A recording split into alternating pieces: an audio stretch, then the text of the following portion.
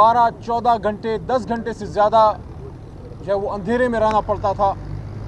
सुन के बड़ा दुख हुआ कि इमरान खान साहब सिर्फ एक साबिक वज़ीर आज़म या चेयरमैन तहरीक इंसाफ ही नहीं, इस मुल्क के कौमी हीरो भी हैं।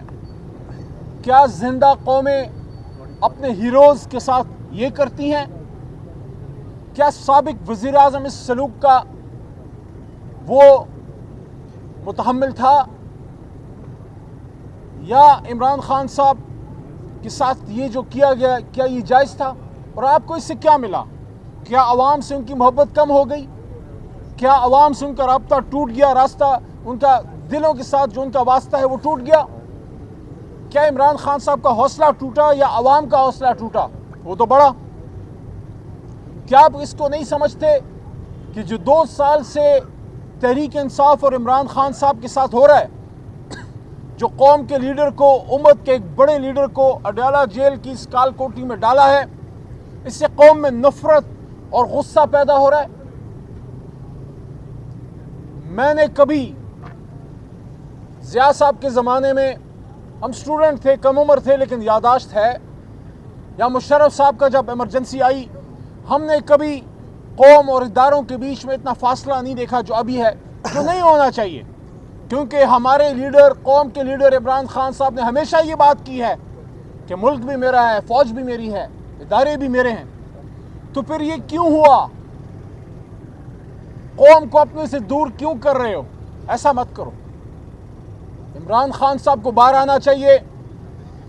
इमरान खान साहब का एक स्टेटमेंट होगा और फिर पूरी कौम और इदारे और सब लोग आपस में दोबारा बाहमी शीर व शक्कर होंगे। लेकिन ये काम इस 25 करोड़ में एक आदमी कर सकता है और उसका नाम इमरान खान है।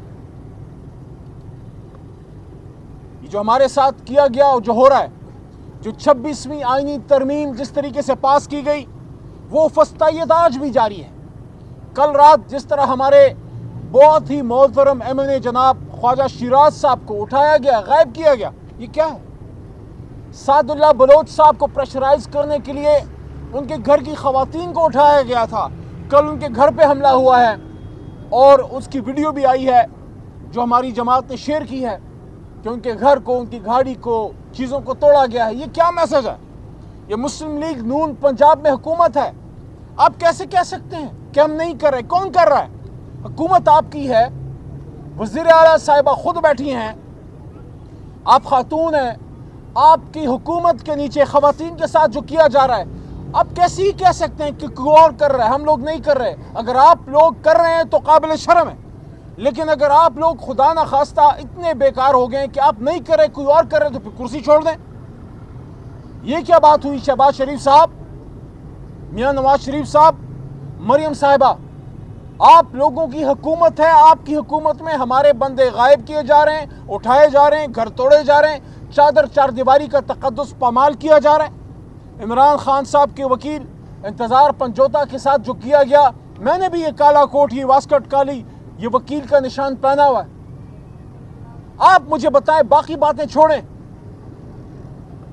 इंतज़ार पंजोता के बच्चों ने, और मुझे नईम ने बताया था, जो उनके कज़न है हमारे वकील खान साहब के, नईम हैदर ने, कि उनकी बच्चियां हैं, उन बच्चियों ने जब अपने बाप इंतज़ार पंजोता को इस हालत में देखा होगा, आप मुझे बताएं, क्या वो आपसे फिर मोहब्बत करेंगे? क्या आप काबिल फ़ख्र किरदार अदा कर रहे हैं? और पाकिस्तान के नौजवान मिडिल क्लास को क्या मैसेज दे रहे हैं कि चाहे आप CSS कर लें, चाहे आप वकील बन जाएं, डॉक्टर बन जाएं, अगर आप हक बात पे खड़े होंगे तो आपके साथ ये किया जाएगा जो आज़म सवाती के साथ किया जा रहा है, जो इंतज़ार पंजोता के साथ किया गया। कौम का बेटा बहादुर, जिस तरह शरियार खान अफरीदी ने अडयाला जेल में मुसीबतें झेली, एक और बेटा कौम का मुराद सईद, जो कब से अपनी जान बचाने के लिए रोपोश है। इस धरती का एक और बहादुर बेटा, बलोचिस्तान का सपूत कासिम खान सूरी, जो फ़ख्र है बलोचिस्तान का नहीं, पूरे पाकिस्तान का, उसको मुल्क छोड़ना पड़ा। ये क्यों किया जा रहा है? आज पाकिस्तान से, आज इमरान खान ने खुद मुझे ये कहा कि नौजवान मुल्क से जा रहे हैं, ब्रेन ड्रेन हो रहा है, लोगों को उम्मीद नज़र नहीं आ रही इस हुकूमत में और इस पूरे निज़ाम में। लेकिन उन्होंने एक बड़ी ज़बरदस्त बात की जो मैं आपसे कहना चाहता हूँ। خان صاحب نے کہا دیکھو جب آپ حق راستے پہ چلتے ہیں، جب آپ حق کے راستے پہ ہوتے ہیں تو مشکلات تو آتی ہیں، تو مشکلات کے لیے ہم سب حاضر ہیں، لیکن ہر چیز کی ایک حد ہوتی ہے۔ ٹرمپ کے الیکشن کے حوالے سے بڑی باتیں ہو رہی ہیں، خان صاحب سے اندر پوچھا بھی گیا، خان صاحب نے صرف اتنا کہا کہ ہمیں یہ امید ہے کہ کم از کم اب جو بھی حکومت آئے گی وہ نیوٹرل رہے گی، کسی کی سائڈ نہیں لے گی۔ تو میں یہ کہتا ہوں کہ امید، علی محمد یہ کہتا ہے کہ امید ہمیں کسی دنیا کی طاقت یا شخص سے نہیں ہے، امید ہمیں اپنے رب سے ہے، لیکن یہ امید ضرور ہے کہ یہ ایڈمنسٹریشن جو چینج ہوئی ہے، پچھلی ایڈمنسٹریشن جو بائیڈن صاحب کی تھی اس کے نیچے رژیم چینج ہوا تھا، ہمیں امید ہے کہ اس نئی ایڈمنسٹریشن کو اپنی غلطی کا احساس ہوگا کہ ایک نیوکلیر اسلامک اسٹیٹ جس میں 25 کروڑ کی عوام ہے، اس کے محبوب لیڈر کو کسی غیر آئینی غلط طریقے سے رژیم چینج کرنا، یہ کسی بھی طرح سے نہ ان کے مفاد میں ہے، نہ باہمی تعلقات کے لیے بہتر ہے، بلکہ ہونا تو یہ چاہیے کہ پاکستان اس علاقے نہیں پورے دنیا میں ایک اہم ترین اسلامی ملک ہے، اس کو اس کی ڈیو عزت ملنی چاہیے، اور اس عزت کا تقاضا یہ ہے کہ یہ قوم جس لیڈر کو اپنا لیڈر مانے اس لیڈر کو لیڈر کا رول دیا جائے، اس لیڈر کو اس قوم کو لیڈ کرنے دیا جائے۔ اس کا انجام یہ نہیں ہونا چاہیے کہ کسی کو روڈ پہ مار دو، کسی کو شہید کر دو، اور جو کسی بھی طریقے سے نہ مانے اس کو 460 دنوں سے جیل میں ڈال دو۔ تو یہ جس طریقے سے آئینی ترامیم کی گئی بالکل غلط تھا۔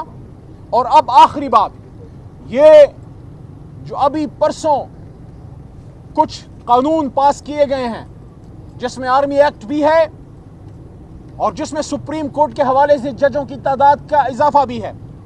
دیکھیں شخصیات آتی جاتی رہتی ہیں، آج عاصم منیر صاحب ہیں، کل کوئی اور ہوگا، ان سے پہلے کوئی اور تھا، عہدہ رہتا ہے، ادارہ رہتا ہے۔ ہماری کنسرن یہ ہے کہ آپ نے جو بھی قانون پاس کرنا تھا آپ نے اپوزیشن سے انگیج کیوں نہیں کیا؟ حکومت نے اپوزیشن سے رابطہ کیوں نہیں کیا؟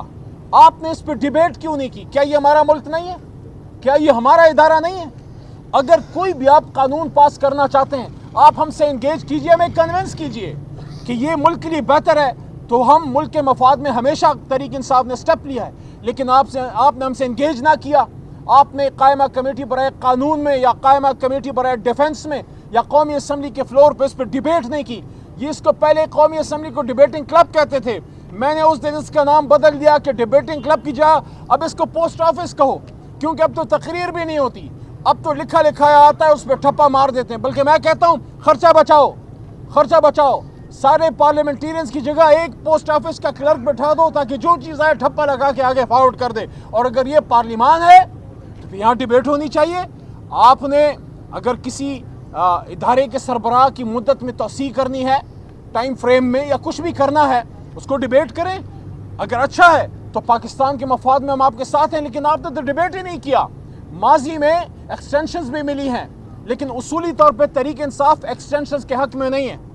ہم سمجھتے ہیں کہ ادارہ مضبوط ہونا چاہیے، اور جب آپ ایک طویل مدت تک آپ ایکسٹینشن دیتے رہتے ہیں تو اس سے ادارہ جو ہے اس کی سٹرنگتھ میں کمی آتی ہے۔ ہم اپنی ادارے کی مضبوطی چاہتے ہیں، ہم شخصیات کے خلاف نہیں ہیں، نہ کسی کے حق میں نہ خلاف ہیں، لیکن یہ توقع ضرور رکھتے ہیں کہ کوئی بھی قانون اگر حکومت لاتی ہے، چاہے کوئی حکومت ہو، آج ان کی ہے کل ہماری ہوگی انشاءاللہ، آپ پارلیمنٹ میں لائیے، آپ دوسرے کو کنونس کیجئے یہ ہمارا ملک ہے، یہ ہمارا ادارہ ہے، اس کو مضبوط کریں گے، جس چیز میں بہتری ہوگی اس کو کریں گے۔ اور جو سپریم کورٹ کے ساتھ آپ کر رہے ہیں، 32 جج آپ لا رہے ہیں، ہندوستان کی 1.5 ارب کے قریب آبادی ہے، ان کے 32-33 جج 25 ہوں گے، 30 ہوں گے، امریکہ جیسے ملک میں شاید 30 بھی نہیں ہوں گے، 30 کے قریب ہوں گے۔ آپ 25 کروڑ کے ملک میں اچانک 50% انکریز کیوں کر رہے ہیں؟ آپ کیوں سپریم کورٹ کی طاقت کو کم کرنا چاہتے ہیں؟ پہلی چیف جسٹس کے عہدے کے ساتھ آپ نے کھلواڑ کیا، اور خان صاحب سے پوچھا، یہ بات میں نے رکھی سامنے، تو خان صاحب نے کہا کہ ایک ہی مقصد ہے، سپریم کورٹ کی طاقت کو ڈائلیوٹ کرنا۔ دیکھیں لیڈر کی ایک بات ہوتی ہے، انہوں نے بتا دیا مقصد یہ ہے کہ سپریم کریں۔